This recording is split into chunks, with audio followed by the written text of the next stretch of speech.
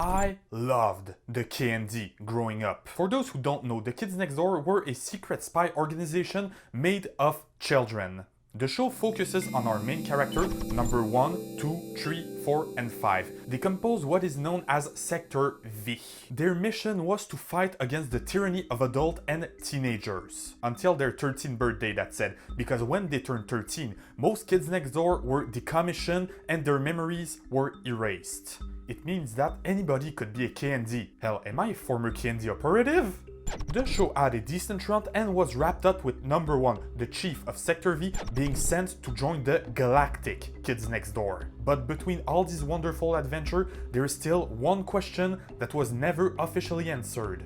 Why is number 1 bald? Before we begin, beware of spoilers, even though anybody who wanted to see the Kids Next Door should have had seen it by now. Also, remember that this episode is going to savagely beat up your childhood. So now that this is out of the way, let's talk theory.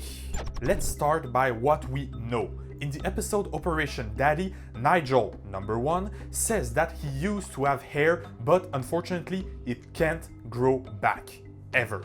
Plus, the show presents us with some evidence that he used to have hair as a baby. Now enter one of the best episodes in the entire show, Operation Fountain. This episode focuses on Sector V trying to find the youth fountain to help Elona, another student at their school. Unfortunately, turns out Elona is actually an old woman subsisting on the fountain. They have to rescue her from the delightful children from down the lane, who I'm just gonna call the delightful for the rest of the video because come on man, I've got stuff to do. And in this episode, number 4 says that it's not worth it and try to convince the rest of Sector V to abandon the mission. Then enter number 5, who claims that the last time she didn't help somebody who was captured by the Delightful, they made something that she will never forgive them. Number 1 then reveals that it is their fault if he's bald, so the Delightful must have done something to him. Whatever they did, it traumatized number 1 and scarred his body so hard that he lost his hair for good. But what if number 1 was an experiment from the Delightful, a sleeper agent meant to take down the KND from the inside? First of all, we know for sure that whatever the Delightful did, they did it before number 1 was in charge of Sector V. It is confirmed that number 5 rescued number 1 from the Delightful and then recruited him in Sector V. So I truly believe that the initial plan of the Delightful was to turn number 1 into a sleeper agent, but thanks to number 5, their plan never came to term. Nigel is no ordinary kid, even by the Kids Next Door standard. The end of the show confirms that he is indeed the best KND operative on the planet, and the movie Operation Zero shows that Nigel is not only smart but also physically gifted and incredibly combat skilled. He can even take down multiple opponents at once. The movie also reveals that the Delightful are actually the missing member of Sector Z. Knowing the fact that the KND only recruit the best of the best most of the time, it isn't too far-fetched to think that the legendary members of Sector Z have a knowledge that might have turned Nigel into the best spy, into the best KND operative. We've seen the KND doing some biogenetic shenanigans by the past, number 6 being a good example of it.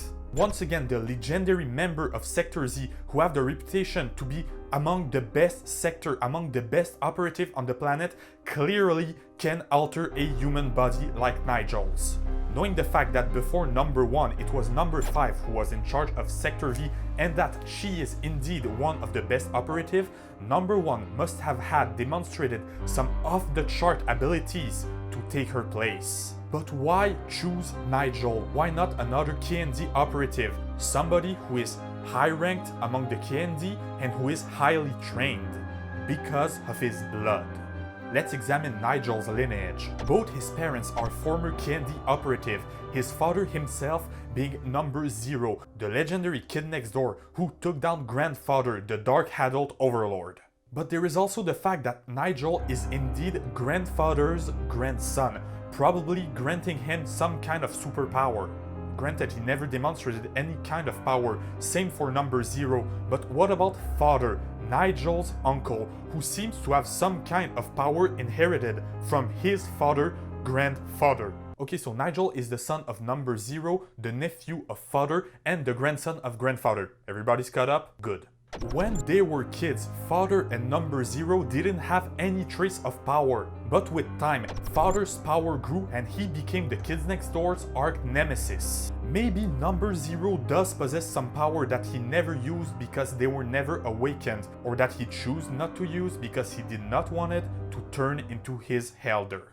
Maybe this power needs to be awakened through anger and other negative feelings. Number 0 never backed down. He never let grandfather walk on him, but father did. And after years of being persecuted, he became father. He became powerful. His power were awakened. Plus, in the opening scene of the movie Operation Zero, grandfather himself qualifies his power as evil, so it's highly unlikely that number 0, a good guy, would use them. And if number 0 had those powers, it is likely that he passed them on to his son Nigel, an incredible amount of power waiting in a child to be awakened. Father knows it. That's what his delightful children did to Nigel. They tortured him, scared him, trying to awaken any trace of supernatural ability sleeping within the child, turning him into the perfect soldier, the perfect spy, and the perfect leader for Sector V. If any of this is true, we can all thank number 5 for the rescue, because without her, we would never have had number 1 as the best K&D operative.